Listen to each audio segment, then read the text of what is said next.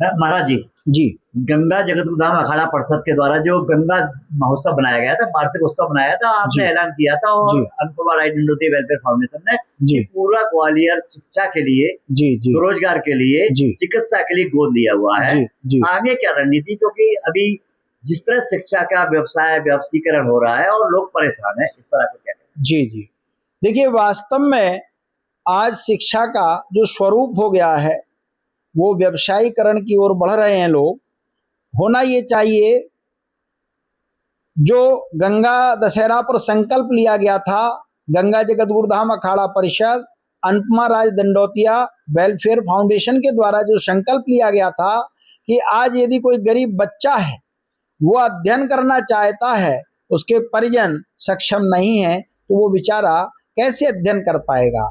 यदि हमारे युवा ही पिछड़ जाएंगे तो देश कैसे विकसित होगा।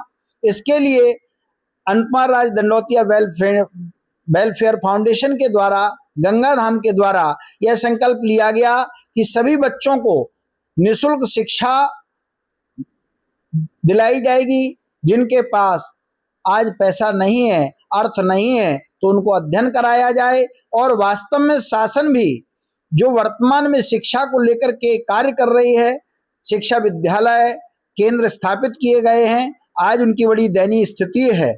और मैं चाहूँगा कि जो शासन के अधिकारी हैं, उनके बच्चे हैं, और चाहे वो पढ़ने वाला एक योग्य गरीब बच्चा हो, यदि शासन के मापदंडों के अनुसार उन विद्यालयों में ही उन बच्चों को प्रवेश दिलाया जाए तो शिक्षा का स्तर भी सुधरेगा।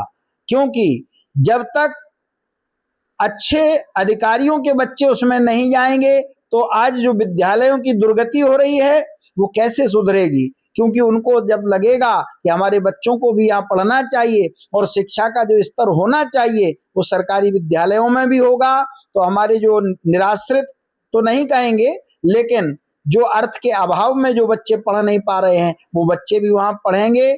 और मैं तो शासन से ये मांग करूंगा कि ये कंपलसरी कर दिया जाए कि शासन के जो कर्मचारी हैं उनके बच्चे भी सरकारी विद्यालय में ही पढ़ेंगे।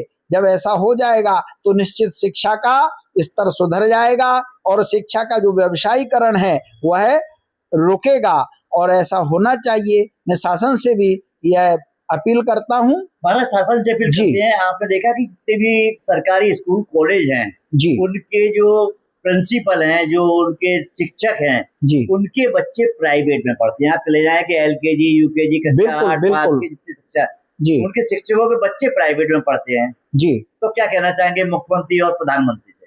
मेरा शासन प्रशासन से यही आग्रह है कि वास्तव में हम कहते तो हैं, शासन कह रहा है कि आज शिक्षा पर इतना खर्च हो रहा है, क्या वह जो शासन के द्वारा खर्चा किया जा रहा है वास्तव में उसका लाभ जनता को मिल रहा है या नहीं मिल रहा है। क्योंकि इससे ज्ञात होता है कि यदि अच्छा अध्ययन हो तो फिर तो शासन प्रशासन में जो पदाधिकारी हैं उनको भी अपने बच्चों को वहाँ पढ़ाना चाहिए। इसी से हम आप आकलन कर लें कि आज जितने भी धनाढ्य परिवार हैं वो अपने बच्चों को सरकारी स्कूल में नहीं पढ़ाते हैं। उसका निश्चित समझ में ये आता है कि उस शिक्षा के स्तर को गिराया है, और यदि उसको सुधारना है, जब हमारे खुद के बच्चे भी उसमें पढ़ेंगे, और मैं उनको गरीब नहीं कहूँगा, लेकिन भौतिक कुछ कारणों से जिनके पास अर्थ का अभाव है, उसके लिए अनुपमा राज दंडोतिया वेलफेयर फाउंडेशन गंगा धाम सतत रूप से उनको चाहे शिक्षा के लिए कोई पुस्तक हो या उनके लिए लेखन सामग्री हो या ट्यूशन का अभाव हो, उसके लिए सहयोग करने के लिए ग्वालियर को, पूरे ग्वालियर को गोद ले रही है। और ये आग्रह कर रही है जनता से कि आप आइए और आपको जो शासन के द्वारा चलाए गए शिक्षा के विकल्प हैं उनमें भी आपको सहभागी करेंगे और उनका लाभ दिलवाएंगे।